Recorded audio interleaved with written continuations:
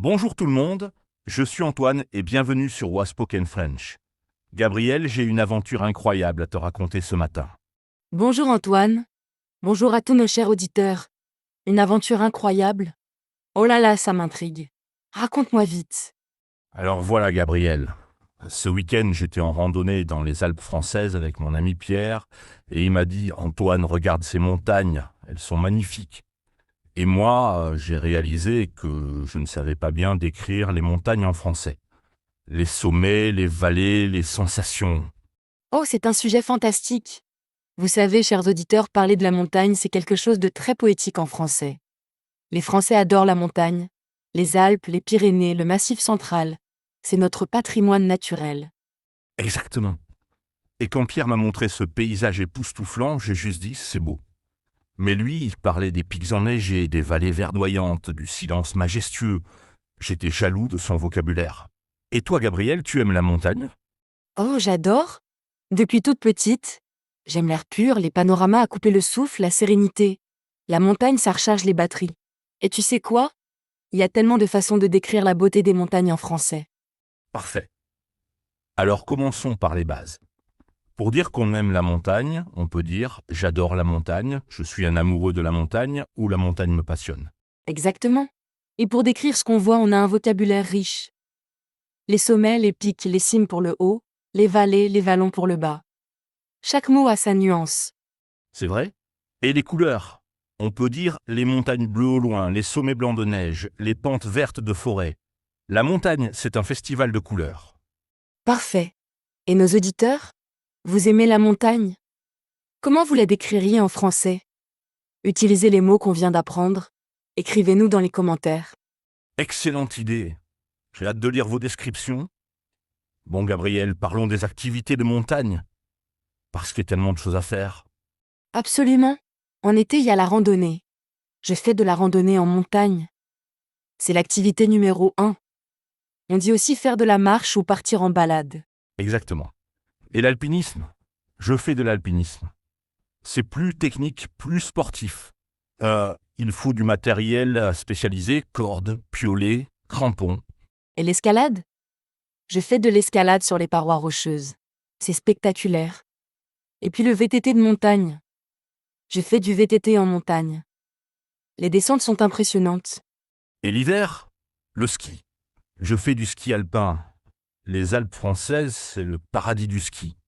Chamonix, Val d'Isère, Courchevel, des noms magiques. Et le ski de fond? Je fais du ski de fond. Plus tranquille, plus contemplatif. Et la raquette à neige? Je fais de la raquette. Parfait pour découvrir la montagne en hiver. Parfait. Et vous, chers auditeurs, quelles activités de montagne vous tentent? Vous en pratiquez déjà? Racontez-nous vos aventures. On adore vos histoires d'aventure. Bon Antoine, parlons du vocabulaire spécialisé. Parce que la montagne a son langage. Excellente idée. Un sommet, c'est le point le plus haut. Un col, c'est le passage entre deux montagnes. Une crête, la ligne de partage entre deux versants. Et un versant, c'est le côté d'une montagne. Un flanc, c'est presque pareil. Une pente, c'est incliné. À pic, c'est très raide, presque vertical. Parfait. Et pour le haut, un torrent descend de la montagne, une cascade tombe de haut, un lac de montagne est souvent d'origine glaciaire. Et la végétation? La forêt de sapins, les alpages où paissent les vaches, la limite des arbres, au-dessus de laquelle rien ne pousse. Excellent. Et vous, cher auditeur, vous connaissez d'autres mots de montagne? Dans votre langue, comment vous appelez ces éléments? Partagez avec nous. On est curieux du vocabulaire montagnard international. Bon Antoine, parlons des sensations. Parce que la montagne, ça fait ressentir des émotions fortes. Absolument. Le vertige quand on regarde en bas, l'émerveillement devant un paysage grandiose, la sérénité dans le silence des cimes. Et l'effort pendant la montée. La satisfaction au sommet. La liberté dans ces grands espaces. La montagne révèle nos émotions. C'est vrai. Et physiquement, le souffle court à cause de l'altitude. Les jambes qui brûlent dans les montées, la fatigue bonne après l'effort. Parfait. Et le froid? Les joues rouges, les doigts glacés, le nez qui coule, mais aussi la chaleur du soleil sur la peau en altitude. Exactement. Et vous, cher auditeur, Quelles sensations vous ressentez en montagne? Physique? Émotionnelle? Décrivez-nous vos ressentis. On veut tout savoir sur vos émotions montagnardes. Bon Antoine, parlons des montagnes françaises. Parce que la France est très riche. Excellente idée. Les Alpes, la chaîne des Alpes, avec le Mont Blanc, le plus haut sommet d'Europe occidentale. 4810 mètres d'altitude. Et les Pyrénées. La chaîne des Pyrénées entre la France et l'Espagne. Moins haute que les Alpes mais très sauvage. Le pic du Midi, l'Aneto. Et le Massif central. Le Massif central au cœur de la France, avec les volcans d'Auvergne, le Puy de Dôme, le Puy de Sancy, des montagnes très anciennes. Et les Vosges à l'est. Le Jura près de la Suisse. Et encore si les montagnes corses. Le mont Saintot. Chaque région a ses montagnes. C'est magnifique cette diversité. Et vous, chers auditeurs, vous connaissez les montagnes françaises? Vous en avez visité? Lesquelles vous tentent le plus? On rêve de vos voyages. Mais Antoine, parlons de la météo en montagne. Parce que c'est crucial. Absolument. En montagne, on dit, le temps change vite. Il peut faire beau en bas et neiger au sommet. Il faut toujours prévoir des vêtements chauds. Exactement. Et l'effet d'altitude? Plus on monte, plus il fait froid. On perd 6 degrés tous les 1000 mètres. Au sommet du Mont Blanc, il fait toujours très froid. Et les orages? Les orages de montagne sont violents. Il faut redescendre rapidement.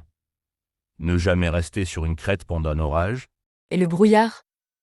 Le brouillard peut tomber très vite. On perd la visibilité. Il faut savoir faire demi-tour si les conditions se dégradent. Parfait. Et vous, cher auditeur, vous avez déjà été surpris par la météo en montagne? Racontez-nous vos expériences, vos conseils météo. On veut vos histoires météorologiques. Bon, Antoine, parlons de l'équipement. Parce qu'en montagne, il faut être bien équipé. Excellente idée. Pour les pieds, de bonnes chaussures de randonnée. Des chaussures montantes pour protéger les chevilles. Avec une bonne accroche. Pour le corps, des vêtements techniques. Un système multicouche, une veste imperméable, un bonnet et des gants, même en été. Et dans le sac à dos, une trousse de secours, une lampe frontale, de l'eau en quantité, des barres énergétiques. La sécurité avant tout. Et pour l'orientation, une carte et une boussole. Un GPS. Savoir lire une carte topographique. Se perdre en montagne, c'est dangereux. Absolument. Et vous, cher auditeur, vous avez des conseils d'équipement? Des marques préférées? Des astuces? Partagez vos secrets. On adore vos conseils pratiques. Bon Antoine, parlons de la faune et la flore. Parce que la montagne, c'est vivant. Oh oui, les animaux. Les marmottes qui sifflent, les bouquetins sur les rochers, les chamois agiles, les aigles qui planent. Et les vaches dans les alpages l'été, avec leurs cloches. Le son des clarines, c'est typiquement alpin. Et parfois les loups sont de retour. Et les fleurs, les édelweiss rares et protégées, les rhododendrons colorés, les jean-jeannes bleues, la flore alpine est magnifique. Et les forêts de sapins, de mélèzes, d'épicéas. L'odeur de la résine. Et l'automne, les mélèzes dorées. C'est féerique. Magnifique. Et vous, chers auditeurs, vous avez vu des animaux en montagne, des fleurs rares. Racontez-nous vos rencontres avec la nature. On adore vos histoires naturelles. Bon Antoine, parlons des refuges. Parce que c'est typiquement français. Excellente idée. Un refuge de montagne. C'est un hébergement en altitude. Le gardien du refuge accueille les randonneurs. On dort en dortoir. Et la demi-pension.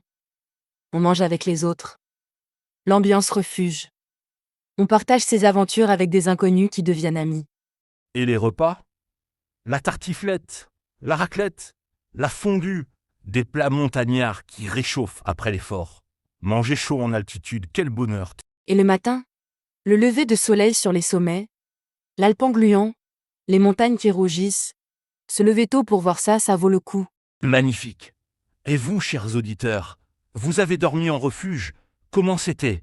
L'ambiance vous a plu? Racontez-nous. On veut vos histoires de refuge. Bon Antoine, parlons de la sécurité. Parce qu'en montagne, il faut être prudent. Absolument. Partir tôt pour éviter les orages d'après-midi. Prévenir quelqu'un de son itinéraire. Ne jamais partir seul. Et connaître ses limites. Faire demi-tour si nécessaire. L'orgueil, c'est dangereux en montagne. Mieux vaut redescendre et revenir.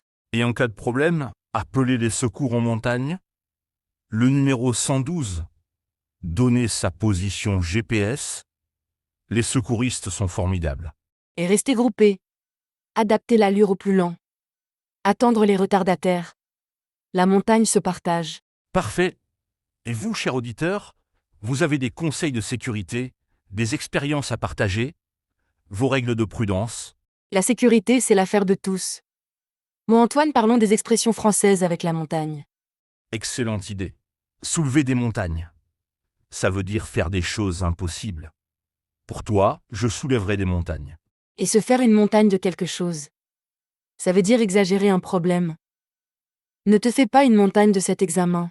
Et il n'y a que les montagnes qui ne se rencontrent pas. Ça veut dire qu'on peut toujours voir les gens. C'est poétique. Et déplacer des montagnes.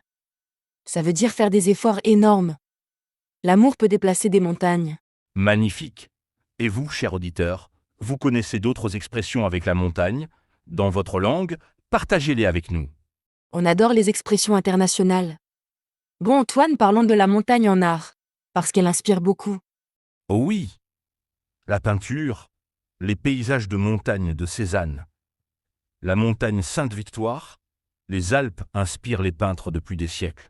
Et la littérature. Premier de cordée de Frison Roche, Annapurna de Maurice Herzog. Les récits d'aventure passionnent. Et la musique, la symphonie alpestre de Richard Strauss, les chants de montagne, les chors des Alpes, la montagne résonne. Et le cinéma? Les films de montagne. L'alpinisme au cinéma. Les documentaires sur les grands sommets. Ça fait rêver. Parfait.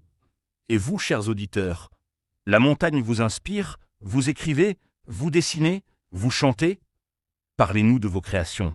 On veut voir vos œuvres inspirées. Bon Antoine, on arrive vers la fin.